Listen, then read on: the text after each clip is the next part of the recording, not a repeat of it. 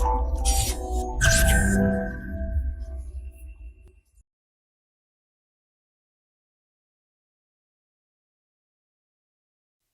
दोस्तों, this is Vishakha Daga coming up with next round of New Simplified.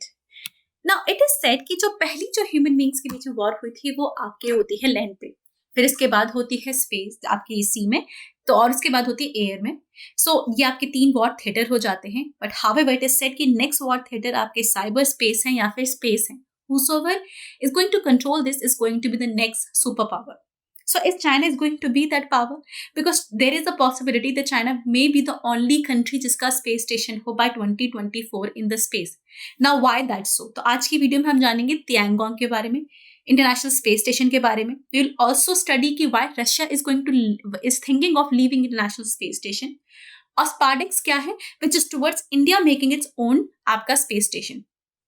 चलिए बढ़ते हैं, जानते हैं इसके बारे में एक एक करके. सबसे पहले देखते हैं हम पढ़ क्यों रहे हैं. Because it was in news कि चाइना का खुद का स्पेस स्टेशन, एक वही स्पेस स्टेशन होगा बाय 2024 और 2013 space, and India would be ready by for its own space station by 2030. तो जानते हैं एक एक करके. सबसे पहले उसके लिए हम जानेंगे कि स्पेस स्टेशन होता क्या है. ना space station is a kind of आपका स्पेसक्राफ्ट या फिर सैटेलाइट जो कि स्पेस में सिचुएशन आपकी स्पेस में सिचुएटेड होती है. इसके काफी स्ट्रैटेजिक एडवांटेज होते हैं. जैसे जो आपका स्पेसक्राफ्ट होता है या फिर ये जो आपके स्पेस स्टेशन होता है, ये यूजुअली अर्थ के लो अर्थ ऑर्बिट में एग्जिस्ट करता है. मतलब अर्थ से आपके कम से कम 200 किलोमीटर से लेके 600 या 1000 किलोमीटर तक की डिस्टेंस में होता है. इसका फायदा क्या होता है, सैटेलाइट यहाँ प्लेस्ड होती है तो अर्थ का एक बर्ड आई व्यू ले सकती है. इनफैक्ट ये एग्जांपल आप रशिया में भी डाल सकते हो कि रशिया जो नया स्पेस स्टेशन लाने की कोशिश कर रहा है उसको ग्रेटर हाइट पे डालने वाला है देन द प्रीवियस आज आपका इंटरनेशनल स्पेस स्टेशन है, जिससे क्या होगा, अर्थ जो रशिया की रीच बढ़ जाएगी, आर्कटिक रीजन तक भी बढ़ जाएगा. वे Russia is thinking of exploring more mineral hydrocarbons वगैरह वगैरह. तो रशिया का जो नेक्स्ट जो आपका जो बनाएगा वो स्पेस स्टेशन वो हायर ऑर्बिट में डालेगा. ठीक है, इससे दोस्त country whosoever will be having this power वो अपने आप में स्पेस पावर बन जाएगी. जिसका एग्जांपल हमने रशिया दिया कि by 2030 it may be the only country जिसका खुद का वर्किंग स्पेस क्राफ्ट हो अर्थ में, मतलब लो अर्थ ऑर्बिट में.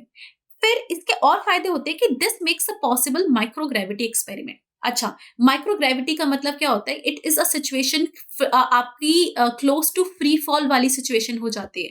एक चीज ध्यान रखिएगा, फ्री फॉल तब होती है जब आपकी ग्रेविटी आप ज्यादा एक्सपीरियंस नहीं कर पा रहे ना. एक चीज ध्यान रखिएगा, ग्रेविटी एक्सपीरियंस नहीं कर पा रहे इसका मतलब ये नहीं है कि यहाँ पे ग्रेविटी आपकी 0 हो जाती. नहीं, आप ग्रेविटी तो इनफैक्ट 90% एक्सपीरियंस करते हो जो आप अर्थ के सरफेस पे एग्जिस्ट करते हो. जो यहाँ एक्सपीरियंस करोगे उसका 90% एक्सपीरियंस करोगे, मतलब 10% कम करोगे. However yet objects are in free fall, मतलब एक क्या होते हैं कि वो वेटलेसनेस आपकी वो करते हैं, एक एक्सपीरियंस करते हैं. और उसका जो रीजन होता है वो नॉट सिचुएटेड विद कि आपकी ग्रेविटी 0 हो गई, इट इज सिचुएटेड भी कि आपका एयर जो एटमॉस्फेयर है वो खत्म हो गया है. अब आपने एक्सपेरिमेंट पढ़ा होगा कि वैक्यूम में जब चीजों को गिराया जाता है, चाहे एक फेदर हो और यहाँ पे आपने एक स्टोन ले लिया, तो दोनों सेम टाइम में नीचे आके गिरेंगे. वाई?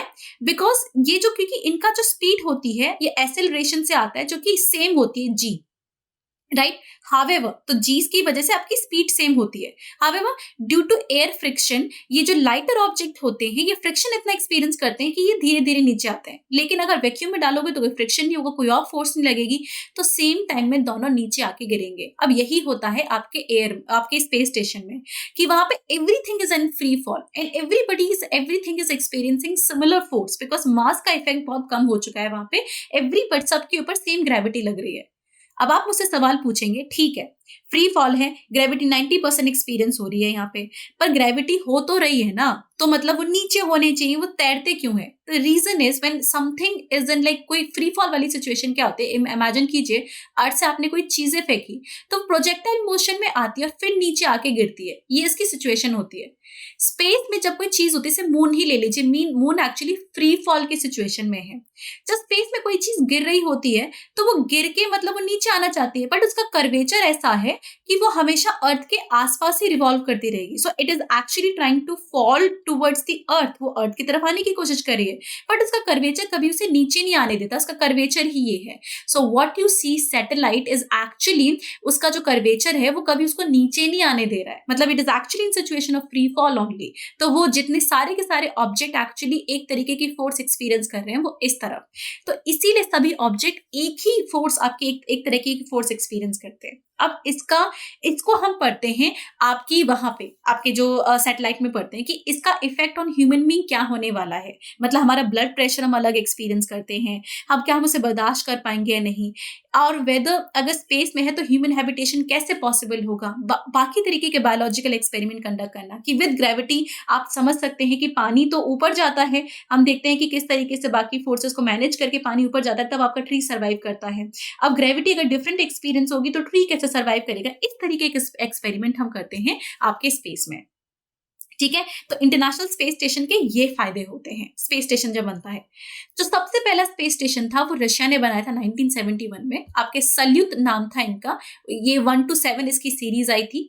1971 में हम बनाते हैं इसको. फिर आपकी अल्माज आते हैं, और सबसे फेमस जो आपके होते हैं मिड सीरीज होते हैं, जो कि 1986 से लेके 2001 तक चलती है. मतलब पहले इसको सोवियत के पास होते हैं ये, फिर सोवियत के खत्म होने के बाद कंट्रोल चला जाता है रशिया के पास. तो मोस्टली सोवियत और रशिया ने सबसे पहले इंटरनेशनल स्पेस स्टेशन बनाए थे. मतलब फिर आपका आता है famous international Space station, right. ये आपका लॉन्च हुआ था 1998 में. इसमें लेकिन एक कंट्री शामिल नहीं है, इसमें 5 कंट्री शामिल हैं. NASA US, Roscosmos Russia, Japan JAXA, ESA Europe and CSA Canada. ये 5 कंट्री आपके शामिल हैं. और जो ये वाला इंटरनेशनल स्पेस स्टेशन है वो 2 हिस्सों में डिवाइडेड है. एक आपकी रशियन साइड होती है और दूसरी आपकी यूएस साइड होती है. ये लो अर्थ ऑर्बिट में एग्जिस्ट है, और जो यहाँ पे एस्ट्रोनॉट है वो माइक्रोग्रेविटी में एक्सपेरिमेंट कर रहे हैं. अब तक यहाँ पे कम से कम 243 लोगों को 19 कंट्री से भेजा जा चुका है, right. So this is the history of international Space station. However recently Russia is saying कि वो इससे बैकआउट करेगा. वो अभी हम जानेंगे कि why Russia is saying that.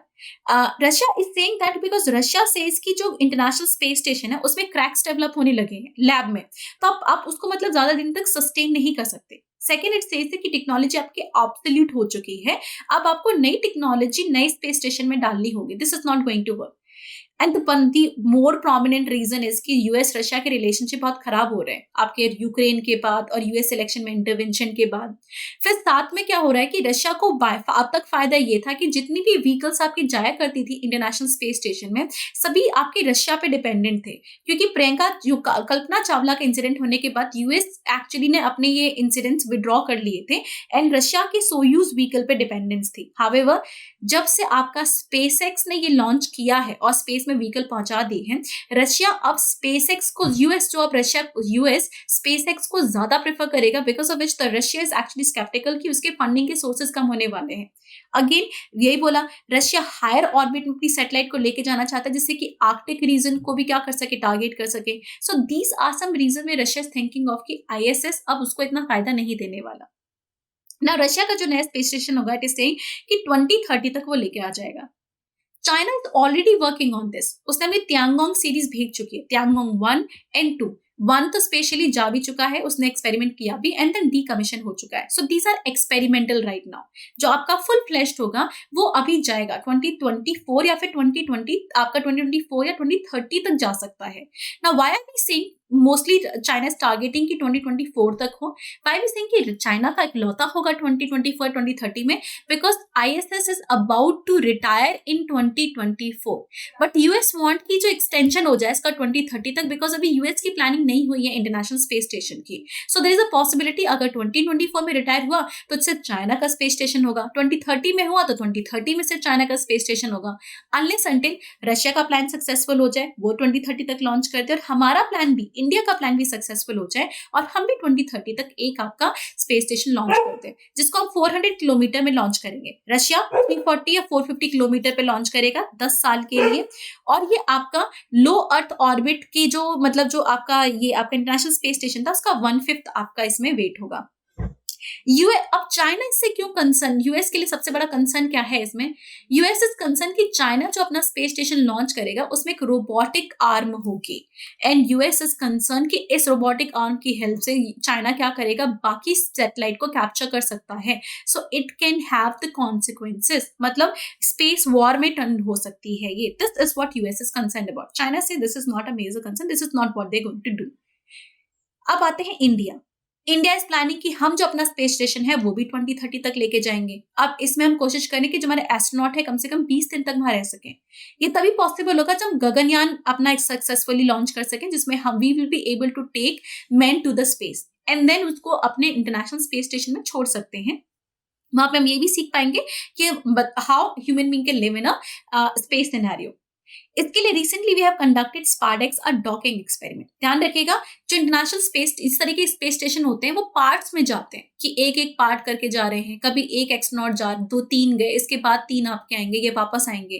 तो उस तरीके के सैटेलाइट में बार बार डॉकिंग बहुत जरूरी होती है कि जो नई सैटेलाइट है वो पुरानी सैटेलाइट से जुड़ सके। और इसमें बहुत जरूरी है कि दोनों की स्पीड में आपकी कोऑर्डिनेशन हो, दोनों की आपकी लोकेशन में कोऑर्डिनेशन हो। तो इस तरीके से हमने स्पारडेक्स एक्सपेरिमेंट किया, जिसमें एक रोबोटिक एक चेसर होगा, ये जो पीछे वाला है ये चेसर है, आगे वाली आपकी रोबोटिक आपका नेक्स्ट सैटेलाइट है। तो हम दोनों को लॉन्च करेंगे, देखेंगे कि कैसे आपका चेसर आपकी नई सैटेलाइट में जाके डॉक हो पाता है। तो ये हमारा स्पारडेक्स एक्सपेरिमेंट है। आई होप आपको ये पूरा मुद्दा समझ में आया हो। इंटरनेशनल स्पेस स्टेशन क्या होता है, माइक्रोग्रेविटी क्या होती है, ये क्यों सिग्निफिकेंट होती है, चाइनीज स्पेस स्टेशन कब लॉन्च होने वाला है, उसका क्या सिग्निफिकेंस है, Russia why does it want to leave. Now that is the case. तो वीडियो को लाइक एंड सब्सक्राइब करें। बाकी आपके कुछ डाउट हो तो आप आपका फॉरम आईएएस का पूरा फाउंडेशन कोर्स ज्वाइन कर सकते हैं, जहाँ पे आपको पूरी साइंस की इन्फॉर्मेशन आपको मिलती रहेगी। Thank you so much. Current Affairs by Forum IAS is an all-in-one program that covers the dynamic aspect of the syllabus from both prelims and mains perspective. Last year, we have helped more than 100 students crack IAS with our current affairs classes.